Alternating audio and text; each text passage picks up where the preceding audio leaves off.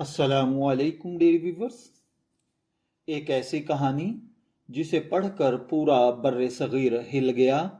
एक ऐसा अफसाना जिस पर अदालतों में मुकदमे चले, और एक ऐसा अंजाम जो इंसान के अंदर छुपे हैवान को बेनकाब कर देता है। सादत हसन मंटो की कहानी ठंडा गोश्त एक ऐसी कहानी है जो सिर्फ जिस्म नहीं बल्कि इंसानी रूह को भी जख्मी कर देती है।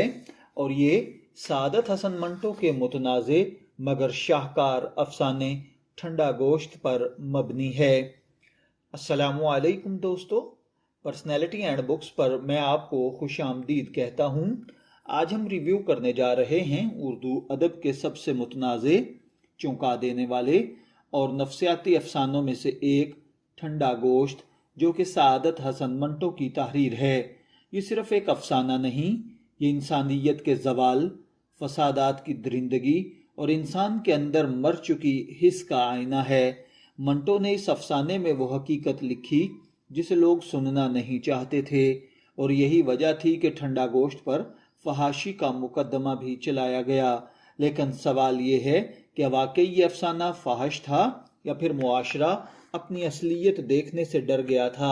आइए जानते हैं सादत हसन मंटो कौन थे। सादत हसन मंटो उर्दू अदब का वो नाम है जिन्होंने मुआशरे को उनके चेहरों को बेनकाब करके दिखाया। वो चेहरे जिनको लोग चेहरों को पर्दों के पीछे छुपाए फिरते थे।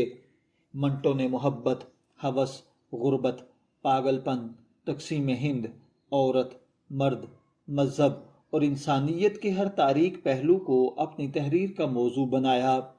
उनके अफसाने आज भी जिंदा हैं क्योंकि वो झूठ नहीं लिखते थे, वो मुआशरे का सच लिखते थे, और ठंडा गोश्त उनकी इन्हीं बेरहम सच्चाइयों में से एक है।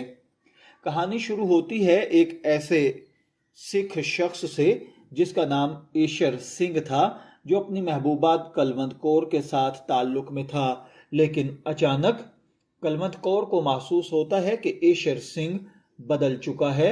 वो पहले जैसा पुरजोश नहीं रहा।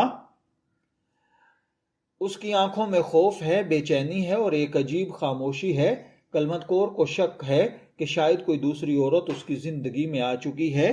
गुस्से, हसद और शक में मुब्तला होकर वह एशर सिंह से सच पूछती है, लेकिन एशर सिंह टालता रहता है। फिर एक ऐसा लम्हा आता है जहां पूरी कहानी पलट जाती है। एशर सिंह आखिरकार एतराफ़ करता है कि फसादात के दौरान उसने एक मुसलमान ख़ानदान पर हमला किया था। उसने सबको कत्ल कर दिया और फिर वो एक नौजवान लड़की को उठा कर ले आया अपनी हवस पूरी करने के लिए। लेकिन जब उसने उस लड़की को छुआ तो उसे एहसास हुआ कि वो पहले ही मर चुकी थी।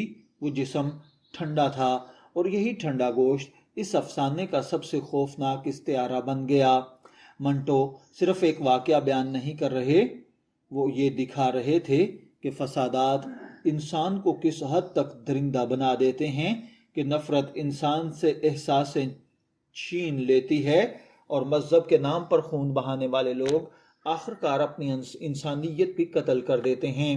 एशर सिंह सिर्फ एक किरदार नहीं, वो तकसीम हिंद के फसादात का मुजरिम चेहरा है।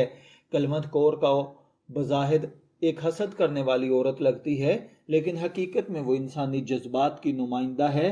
वो मोहब्बत चाहती है, वफादारी चाहती है, लेकिन उसे अंदाज़ा नहीं होता कि एशर सिंह के अंदर एक लाश दफन हो चुकी है। जब सच सामने आता है तो सिर्फ एशर सिंह नहीं टूटता, पढ़ने वाला भी अंदर से हिल जाता है। ठंडा गोश्त का सबसे ख़तरनाक पहलू उसकी हकीकत है।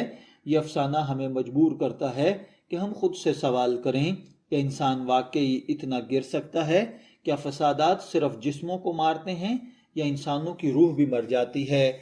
मंटो ने चंद सफ़हात में वो दर्द भर दिया जो पूरी किताबें नहीं भर सकती थी। जब यह अफसाना शाये हुआ तो लोगों ने कहा कि यह फाहिश है, लेकिन उसने जवाब दिया, अगर आप मेरी कहानियाँ बर्दाश्त नहीं कर सकते तो इसका मतलब है कि यह ज़माना नाकाबिले बर्दाश्त है।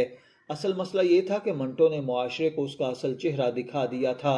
लोगों को हकीकत से ज़्यादा सच बोलने वाला ख़तरनाक लगा। अदबी लिहाज से ठंडा गोश्त एक शाहकार है।